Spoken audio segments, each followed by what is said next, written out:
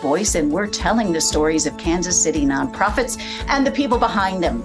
Casey Cares is the intersection of the nonprofit and profit communities, making Kansas City a better place to live, work, and play.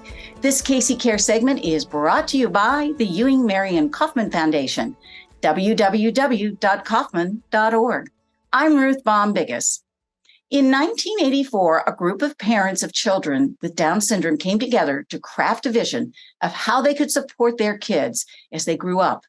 By 1987, the Down Syndrome Guild of Greater Kansas City incorporated as a nonprofit, working to provide comprehensive support services and programs that other organizations didn't offer.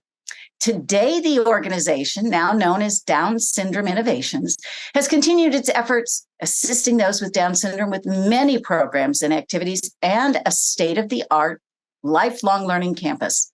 The organization works with individuals and their families, helping those with Down syndrome live life to their fullest potential. Amanda Meyers is Down Syndrome Innovations Employment Coordinator, and she joins us to talk about the efforts of this nonprofit and what they're doing in the community. Amanda, thanks for joining us. Welcome. Thank you so much for having me. All right. With most of our shows, we do this, and I don't want to break tradition. I'd like to hear from you a little description of Down syndrome or innovations and really what your scope and what you do in our community. Absolutely. So like you said, we used to be known as the Down Syndrome Guild of Greater Kansas City. And just a couple years ago, we rebranded to Down Syndrome Innovations. And that's because we look a little bit different than we used to. We used to be kind of a resource hub for families and start with them at the beginning stages. But now we serve the entire lifespan of an individual. So we start with families as soon as they are expecting a child and know they're going to have a child with Down syndrome. And we have different services that support them every step of the way. So kids, teens, adults, even into the aging years. Adults with Down syndrome are living longer than they have in the past because of science and medicine. And it's amazing that we're able to not only help them live longer, but also really improve their quality of life. And so that's kind of why we rebranded, is now we have a whole team of staff and therapists, and we're trying to really help each different component of their life. Can you give a good description of someone with Down syndrome? You would think everybody would know, but I'd like to hear it from you and your organization. What are we talking about? Yeah, an individual with Down syndrome is really not a lot different than the rest of us. They just have some challenges to overcome. A lot of times, they struggle with maybe like speech, or they have low muscle tone. And so it may be harder for them to physically do some of the things that everyone else can do. They may struggle to learn a little bit. They just need more time and more patience to be able to learn a new task. But really, I think there's not like a ton of difference. It's just us learning how to work with different people with different strengths and skills. But with Down syndrome, it's just overcoming some of those things and helping them and their parents through the process. Now, you said that the organization really took a big shift from just being parents, you're going to have a Down syndrome child, and let me see you through the school system that to the age of 18, and now that you're broader. How did that shift come about? Do you know if it was founders who did this or new leadership? How did it gel? Yeah, it really came from the top down, from our leadership and our CEO. And there was just a huge need in the community. Luckily, Kansas City it has a lot of nonprofit organizations to help the intellectual and developmental disability community. But we were just hearing a lot from parents about like, oh, we wish we had this, or, there's some gaps in the system, or it's not a one size fits all. And so we really started to expand our team to provide direct service. So we have everything from play groups with kids to full day services for adults, and employment, health and wellness occupational therapy, speech, mental health. Like we're really trying to capture every single component of their life and provide services just to maybe fill in the gaps if they're struggling through the normal Medicaid or waiver process, and we're able to kind of come in and provide what that specific individual needs. Folks who go to your website, go ahead and give the commercial. Give us your website if you'd like to. Take a moment now. Yes, so absolutely. Our new website is kcdsi.org, and you can actually select a tab at the top for a specific age group. So if you have a child with Down syndrome and they're 15 years old, you can select the teens page, and it will just show you all the services and programs that are available for their age group. We also send out newsletters every month. So if you fill out a Get Connected form on the website, there's a little tab that says Get Connected on the front page, then you'll receive all of our monthly newsletters because we have a lot going on, and we have new programs and things all the time. So it's really, that's the best way to stay up to date about what groups are happening and programs, and also caregiver education series and different things like that. We also have an event coming up. It's our annual Step Up Walk, and that's kind of our biggest fundraiser of the year. It's at Arrowhead Stadium. So that's on October 28th. And people can go and register online if you want to create a team or sponsor the event. It's a great way to get involved, because that's kind of the starting point for everyone.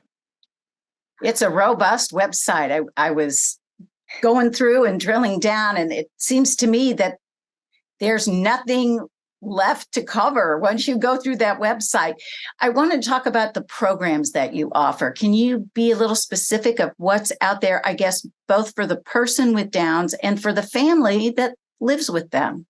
Absolutely. So for kids, we have our Pathways team, and that's our team of therapists that they do one-on-one appointments with kids, and they also do small groups. So they'll do groups about regulating your emotions and social skills, and trying to work on those pieces that are normally a little bit of a challenge for a person with Down syndrome. And I love that our Pathways team incorporates parents into those too. We really invite parents to attend. That way they know the language that we're using, and they know, like, they can take all those skills and do it at home. So I love our Pathways team for that. And then we also have teens. So we have our school age coordinator, and he works with the school districts with IEP meetings and really tries to be cohesive with what the schools are doing as well. And he'll do teen groups and camps and all these amazing things. And then for adults, our adult program is pretty large. We have a day program where people can come, 9 to 3:30. We usually like for that to be a supplementary thing where they can, they're working a couple days a week, and the other program is just to continue their education, because a lot of individuals with Down syndrome don't really have anything after high school, or they go to 18 to 21 programs and then they don't have anything to continue their education after that. And so that's kind of the gap that we're trying to fill there. And out of that, we also created ACE Academy. So we were like, man, we kind of got full with the day service, and we couldn't serve any more people. So what we did is we broke the day down to just a couple hours where people could come and take these classes that our whole team of experts is teaching, and they can take a social class, an employment class, health and wellness, and they can kind of customize it to what they need. And then we also created a social enrichment class on Fridays, because we were trying to open it up to bigger groups. So a lot of adult services. And then I do employment, which is what I'm very passionate about, just because it provides so much meaning and purpose to our lives when you have a place to go to work, just like today. You showed up to work, I showed up to work, and it feels good to give back to your community. And so employment is really an area that we're building out as well. So we have apprenticeship programs through the state of Kansas and the Department of Labor, where people can kind of gain those employment skills. And then we also have community employment where they can actually, be working alongside everyone else in the community.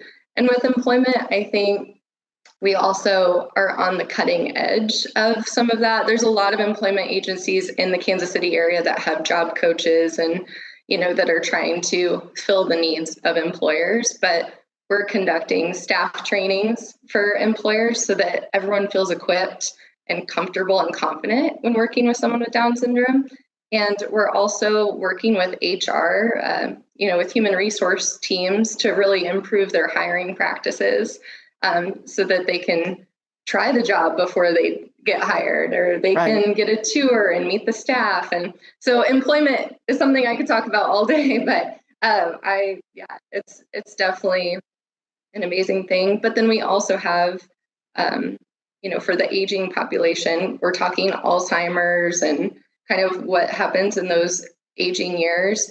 And so it really is the whole spectrum from babies right out of the hospital and how we're helping families navigate that all the way until adulthood. And then you mentioned parents. We have caregiver education series, which is all throughout the year. So parents can come and learn about mental health, and we have support groups for moms and dads, and just trying to connect everyone together. Well, I saw that extra sparkle in your eye when you started talking employment. So let's really dig down there, because I would imagine it's a little bit daunting. Some businesses, et cetera, are not ready, let's say it that way, to have someone on their team who might have Down syndrome. So how do you cultivate that? You mentioned the state obviously has some programs, but how do you go out and cultivate that so that you can place some of the folks that come to DSI? Yeah, I think for us, we're really just trying to help companies run more efficiently and to prevent staff burnout. A lot of places are still short-staffed, because of COVID, and they have specific needs for their team. So we usually go in to an employer and we'll ask them what their needs are and kind of where they're needing some extra help. And then we can either, we can fit them in a job that already exists, or we can create a whole new job. And so we've worked with KU Med, or University of Kansas Health Systems, and we went in and identified tasks that were pulling staff away from their main job.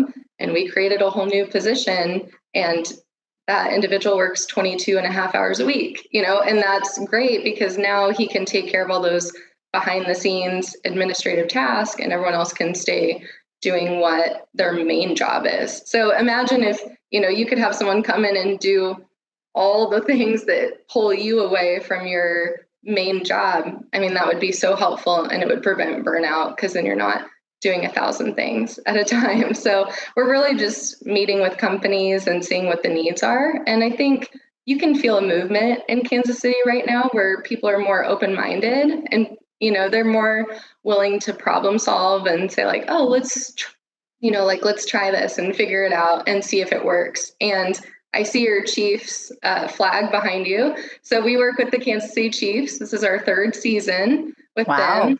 And it really did just start out with me job coaching 2 people, and they saw how incredible it was for their culture, and they were so focused on their task, and they were so excited to be there. They were just perfect for the job, scanning tickets. And then last year they hired 12, and we had 4 job coaches. And then this year, instead of having our outside, kind of external job coaches, I went in and trained the natural support staff. So I, do a training on kind of best practices and helpful tips and tricks when working with people with diverse abilities, and basically teach them what a job coach does. That way they feel equipped. And so this year we have 18 people working in this level at the Chiefs, and now they have natural support job coaches to help them. And we've also expanded to another role, and this was our first season with the Royals too. So we have 16 people working at the Royals. So it's just, we're really creating scalable and sustainable systems that can be replicated, and really just teaching the community how to work with people with diverse abilities. I love that. We're talking to Amanda Meyers. She's with Down Syndrome Innovations. At any given time, how many folks with Down syndrome is your organization working with? A lot. So right now we have around 800 families that we're working with, and they're in various services and programs. Mm-hmm. And some people do deeper dives with us at certain points of their life. If their child's in transition, going into kindergarten or going mm-hmm. into college, high school, college, they'll seek out some more help or some more support. But we have a little over 800 families that we're currently working with. We have over 2,000 individuals with Down syndrome in our database that get our newsletters and resources and things like that. And we mainly serve Kansas and Missouri. But because of COVID, that really opened up a virtual option for therapy and groups. And so now we serve people all over the U.S. We have, individuals with Down syndrome that attend therapy or groups from California and Florida and all over. And we're able to also reach some rural areas, that way you're not driving so far for one service. And that's something that we're really trying to do, is get out there more, because we're located in Mission, Kansas, which is a pretty central place for a lot of families. But we have started to do community workouts, 30 minutes north, south, east, and west. And play groups north, south, east, and west. So we're really trying to get out to those families that could be like Lawrence, Lee Summit, North Kansas City. And that way people have more accessible programs. I love that pandemic positive, though, how that just expanded your reach, and how wonderful for, as you mentioned, people who are living in rural areas. That's got to be really, really tough, but you can help make that connection. Now, you talked about going through a rebrand, and I know for a lot of nonprofits, there's always the debate: do we need to? Will we do it? Okay, yeah, we will. Were you part of the rebrand, and how has that gone so far? Yes, I was a part of the rebrand, and I think it's just opened so many doors. And I think families are still learning who we are now and what we can do. And once they come in the office, they start talking to their families, they start to see all the things that, all the opportunities that their child has now. And so it's really great. And we try not to get in just parents and supporters, but also teachers. We had a teacher breakfast where it's like, let's get connected, or medical professionals, and let's make sure that we're connecting with all of these organizations and people that are working with these individuals in the community. So it's been incredible to see the transformation. And I think that's one thing I love about this organization, is that we're able to evolve so quickly. We're able to see a need and meet it, and we're able to pilot a program, see how it goes, and then refine it. And it's just, we have so much flexibility to meet the needs of families. And that's what I love. Was it intentional to use the word innovations? It's because it's so far from like, I'm a guild, I'm an association.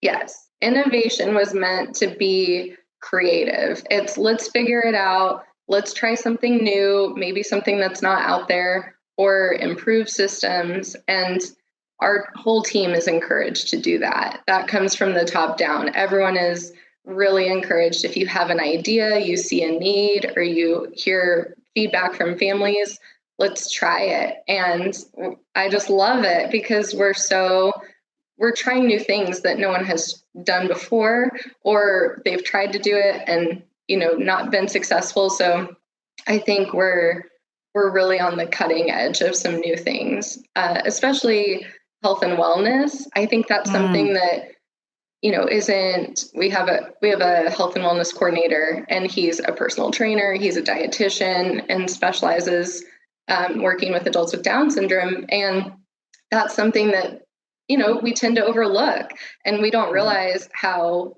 much nutrition and your physical fitness are actually impacting how independent you can be, and could impact your employment if you're able to have stamina for a certain amount of hours, and it impacts your mental health. And so it's really interesting to see how all of the services that we're providing overlap and they all affect one another. And that's why everyone on our team is so, so important, because the little things that they're working on are impacting other areas as well. So we work so collaboratively as a team and have so many people that are overlapping in different services. And I think that's what makes us really, we have a unique opportunity as a lifespan service provider where we can be proactive and we can take proactive approaches where, if someone comes to me at 18 and says, I want a job, well, what experience do you have? What skills have you developed? And so I can work with our team on integrating those skills at a young age, at 6 years old, at 12 years old, and like telling them kind of what needs to happen for them to be ready. And they can start to integrate those soft skills and transferable skills at a young age. So I just love the fact that we're able to set people up for success and really prepare people for adulthood or independence and make sure they live the most fulfilling lives possible. How many people are on the team over in the organization? Yeah, so right now, give or take, we have some seasons that summer is a little higher because we have some students that come in and some PRNs, but we have around 20 people. So we're a pretty small team, and but we're able to make a big impact. And I think we just really utilize our resources and our connections with organizations. We have partnerships with so many different places. We work with we work with KU a lot, Children's Mercy, and then we have Wonder Scope, and I work with, over 30 employers right now in the area. So we're really just trying to network and utilize each other's strengths and resources and also nonprofit organizations, because there's no reason for all of us to be trying to do the same thing. So we've really partnered with other nonprofits in the area as well, just to see what we can provide to help maybe some, gaps that they have or needs that they have, and vice versa. Lifelong Learning Campus. Tell us a little bit about that. Yeah, so we call this our Lifelong Learning Campus, and it's really because we serve the lifespan. We serve the lifespan of an individual with Down syndrome. And we really want this to be a place where people can come and feel safe and feel welcome and develop the skills that they need to live the most fulfilling life possible. So we love it here. I love coming in. You could come in any day of the week, in the morning, all the way up until like 7 o'clock at night. And it's amazing to see adults, teens, kids, it's completely packed. And there's just so much going on all at the same time. And it's fun. And then we're doing stuff in the community as well. So we've already kind of outgrown this building a little bit because it's just so, even this morning, trying to find a small therapy room for that can be quiet for a few minutes, right? Yeah, that can be quiet for a few minutes. I have a sign on the door. So, because otherwise we just have so many adults with Down syndrome or kids with Down syndrome all over. And it's a good problem to have, to be outgrowing this already. And it just gives us an opportunity to partner with other organizations and say, we'll come to your site and do some job training or, whatever that looks like. Is there a role for volunteers in the community to help you all do, so much of what you do is very specific in terms of therapy, you need that background, but what about the quote, general volunteer? Oh yeah, we rely on our volunteers so much. So again, you could just go to our website, kcdsi.org/volunteer. And you can fill out a little form and just say kind of what age group you're interested in. And then you'll get connected with us and we'll be able to send you what groups we're doing. Because those specific things they may not be able to help with, but we have so many groups and events. We had a golf tournament yesterday. There's so much going on that people can really find their place. And it's great. Someone could volunteer with adults and then, realize, oh, I actually like kids, and they can try different things within the same organization. So you really could have as little or as much as you want. If you wanted to volunteer once a week, great. If you wanted to volunteer at an event twice a year, we have room for that too. So there's plenty of volunteer opportunities. Flexibility is the name of the game, right? Yes, absolutely. How did you get into this work? Great question. My degree is in family studies and counseling.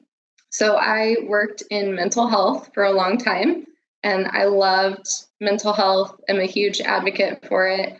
And then I kind of started to get into other disabilities because I had worked with a lot of children on the autism spectrum. And so then I started to get into more developmental disabilities. And I started actually in Vancouver, Canada. So I was in Canada for 4 years, and I'm from here originally, but lived there for 4 years. And I did employment for people with disabilities, and I loved it. That was my passion. And so I did that for 4 years, and then we moved back here, and I contacted Down Syndrome Innovations. I was like, hey, this is what I did in Vancouver. Could I do this at Down Syndrome Innovations? And they were like, absolutely. We don't have an employment program. We'd love for you to build one and love for you to create one, and because it's such a need in the community. And it was great. And so that's how I got connected here. And they just welcomed me in with open arms. And I've been building the employment program the last couple of years. So it's been amazing. It's such a good experience. Any particular story that stands out for you of someone that you've worked with? I know we have privacy issues, so I'm not asking that necessarily, but something that was like, that hit the dot. Can you share one of those with us? Absolutely. There's so many. I think that there are times in employment where I get emotional because you just see people's kind of dreams coming true. And especially when you see it with an employer, and the employer sees it's not just a charity, it's not just a give back, but it improves their company as a whole, to hire inclusively when we all just learn, how to work together. So I think the first one that comes to mind is at our first year working with the Chiefs. I was job coaching these two individuals, and one of them was a male, and we went out to the stadium. No one's there, the crowd, it's before gates have opened. No one is there. And he is just standing there. I even have a picture of it, standing there overlooking Arrowhead Stadium. And I walk away. I can tell he's having a moment, like just soaking it all in. And then I come back and I'm like, okay, gonna tell him to come inside now because it's been a few minutes. And he just has tears streaming like down his face. And he tells me that he grew up watching the Chiefs and now he feels like a part of the team. And so I think that moment for me, just seeing how meaningful that was for him to feel a part of something so much bigger than himself, and to see one of his huge dreams come true, really gets me. So that's why I love employment so much. But that's Down Syndrome's Innovations. You're making those dreams come true. Amanda, thank you so much for joining us today on Casey Cares. Yeah, absolutely. Thank you so much.